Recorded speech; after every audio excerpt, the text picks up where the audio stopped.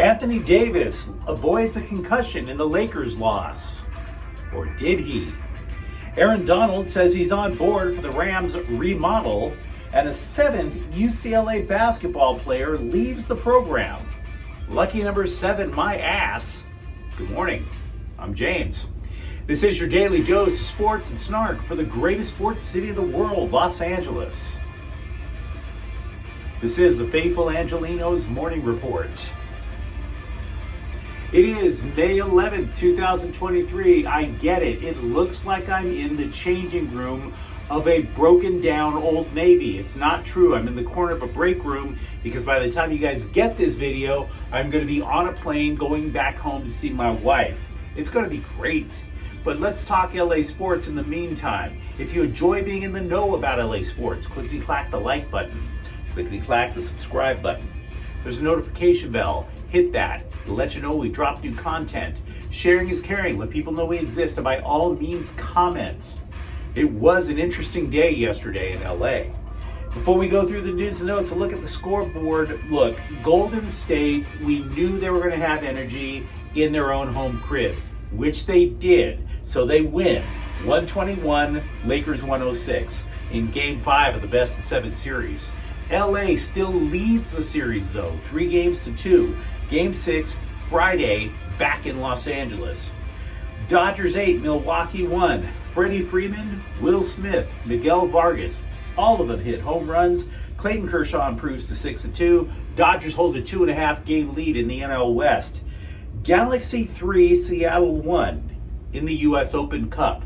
This is only the second victory that the Galaxy have managed all year long, and it doesn't even count in the MLS Cup standings. Even worse, the Galaxy played most of their first stringers. The Seattle Sounders played a team of pretty much nothing but reserves, and it still had to go into the 80th plus minute before the Galaxy pulled away. Meanwhile, today there are no games scheduled whatsoever. So let's all just relax for a day, contemplate the meaning of life. Do you hate the phrase, "It could be worse"? Well, I hate to say this because it could be worse. Look, yes, I get it. The Lakers lost. We all wanted them to advance on to the conference finals. But Anthony Davis got blasted in the side of the head by Kevon Looney in the fourth quarter of last night's game. It was so bad that he had to leave the arena in a wheelchair. Craziness. He said he was woozy. Now, after the game, though, Lakers coach Darvin Ham comes out, says Davis does feel better. He avoided a concussion. Avoided. Now, here's the thing. I don't know necessarily if it was the trainer. I believe a team doctor did examine Anthony Davis, said that the concussion was avoided. Having said that, there are concussion experts. Most notably, Christopher Nowinski. He was a former pro wrestler. He retired due to multiple concussions. He got a PhD. He is a neuroscientist. He is a concussion expert. He originally tweeted that he believes Davis does have a concussion. Now, putting the health issues aside, which sounds crass, I get it. It totally sounds crass. But for the meaning of the Lakers is if Davis does in fact have a concussion, he cannot be examined for a full 24 hours after the initial diagnosis, which means if he was originally diagnosed with a concussion, the earliest he could be cleared to play would have been Thursday night. So what happens if he gets up tomorrow morning and they take a look and they figure out he does? Now the Lakers would have an issue on their hands because, of course, Davis is their most dominant player, and you're talking about if the Lakers don't hold home court, you go back to Northern California for Game 7. But right now, to the best of my knowledge, to the best of all of our knowledges, he does not have a concussion. As for last night's game, the same writers who were throwing dirt on Golden State's grave as recently as yesterday morning, they are now saying, wow, Steph Curry is trying to reverse the course of history. LeBron James rallied from 3-1 a few years ago against the Warriors, and now Steph Curry is trying to stick it right back to LeBron.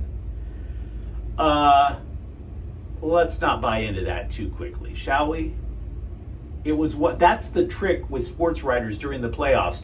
Every win, the highest of highs, the lowest of lows. There's no such thing as middle ground with these clowns. I know. I used to be one of those clowns before I got into a different career.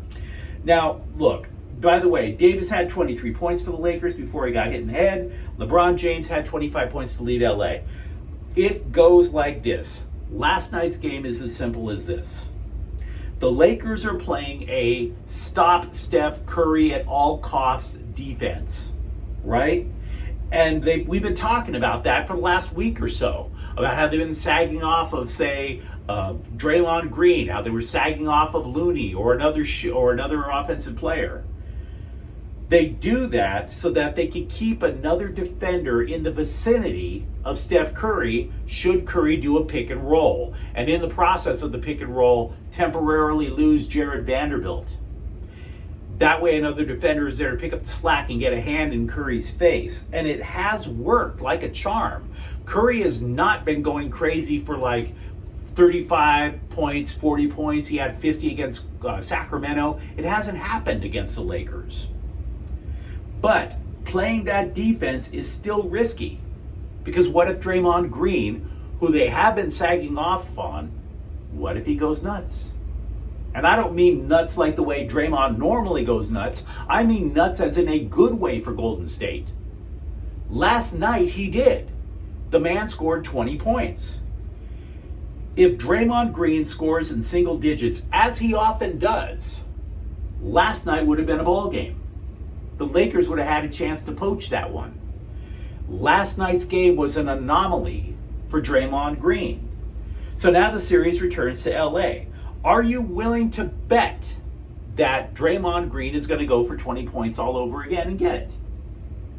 I'm not. The team that goes up 3-1 in a playoff series in the NBA has a 95% chance of advancing. In other words, the Warriors have a 1 in 20 shot at advancing. 1 out of 20 teams. I still have, if I were a betting man, I would still have my money on the Lakers, provided Davis is healthy. In an offseason where the Rams have basically been bleeding out, just slashed through the veins and watching the blood just fountain all over the place, and still happy talking while they're bleeding out, Aaron Donald finally gave legitimate good news to the Rams. He said, despite reading many blog posts that asserted the contrary, that he never considered retiring. Despite all of those sports writers and all those bloggers say, oh yeah, Donald is going to retire. He said, no, I never considered it. Quote, you never want to end your career the way it was last year. It never really crossed my mind, unquote. Even better, Donald said he feels 100% after having surgery on his ankle.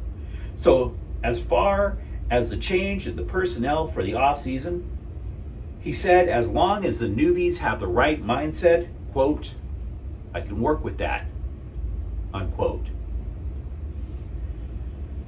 A 7th UCLA player has left the program. 6 went to the NBA draft, but Abramo Kanka, who came to the United States playing for UCLA from Italy, decided to go into the transfer portal. He's considered a swingman. Now, as a freshman, the guy only played 5 minutes a game. Didn't even play in 15 games for the Bruins this last year. So look, it's still bad for the Bruins. You lose 7 players. How does that not impact everything? It is possible that a player or two will pull out of the NBA draft, although Amari Bailey's family was adamant that he won't. So is anyone else freaked out in Westwood over how many players the Bruins have lost? The NBA Draft Combine, by the way, is next week out in Chicago. And the press is trying to tell you who is rising and falling, even though they don't have any information from the Combine. I bring this up because UCLA's Jaime Jaquez Jr. is falling, according to CBSSports.com. Based on what? Now, their reporter is saying, oh yeah, other prospects are rising. And again, I ask, based on what? What do you have to go on? He simply slipped on their big board down to number 40. They think he can be a good pro. They believe he'll be a regular contributor, just not a star. So, we'll see. Recall how the Clippers, how they blew it in the play-in tournament a couple of years ago? Not this season, the one before, how they blew it then. The only player who suffered the consequences of not making the playoffs was Isaiah Hartenstein, who probably didn't suffer all that much. He went to the New York Knicks. The Knicks are still alive. The Clippers aren't right now. But I digress. See, the Clippers have to do something to lessen the damage with their roster. They barely changed last year. Could you imagine more change coming in this offseason? Now, I'm not talking about Kawhi Leonard and Paul George. I'm talking about the other guys. Because they're $40 million over the cap. There's a new CBA coming in. They are the oldest team in the Western Conference. The oldest team. You could consider Marcus Morris being a target. He fell out of the starting lineup. But then the question becomes, how do you replace him? With who? Nicholas Batum will be entering his 16th season next year. No spring chicken. So could it be Terrence Mann? If you're a Clipper fan, you tell me what you think. There is a chance, although I would put it slim to none, less than slim to none, that USC moving to the Big Ten puts the annual Notre Dame game in jeopardy. I'm not saying it's going to happen. It's not going to happen. And yet there is a way to where it could. So I want to be responsible and let you know, even though I know it's not going to happen. The Big Ten has too many teams to schedule. So one idea is to eliminate the mandate. They mandate that you schedule a Power 5 conference team in your non-conference schedule every year to make it look better for bowl games. Well, because the conference now is stronger with USC and UCLA, get rid of the mandate. And then you don't have to try and find a Power 5 team to go against in the offseason or in the non-conference schedule. Notre Dame would be that Power 5 conference team for USC, even though Notre Dame isn't in a conference. So if everything went in a very strange way and USC did not want to have that rival anymore, USC could back out of its rivalry with Notre Dame. Again, there's no way in hell the fans would be okay with it. Not a chance. It's been going on too long. There's been too many great memories. I know for a fact nobody at USC wants to end that rivalry. But it could. Galaxy goalkeeper Jonathan Bond returned to the net for the Galaxy last night. He was only supposed to be out a couple of weeks, but it turned out that his shoulder was not just kind of injured. He separated the AC joint, which is up above the joint. It's extremely painful, especially if you lift your arms over your head, which a goalkeeper would have to do. But let me know what you think about this news in the comments thread. Let me know what you think about Anthony Davis and the Lakers' chances going forward. If Aaron Donald saying he's getting with the program is good news for the Rams, or if it's just more happy talk.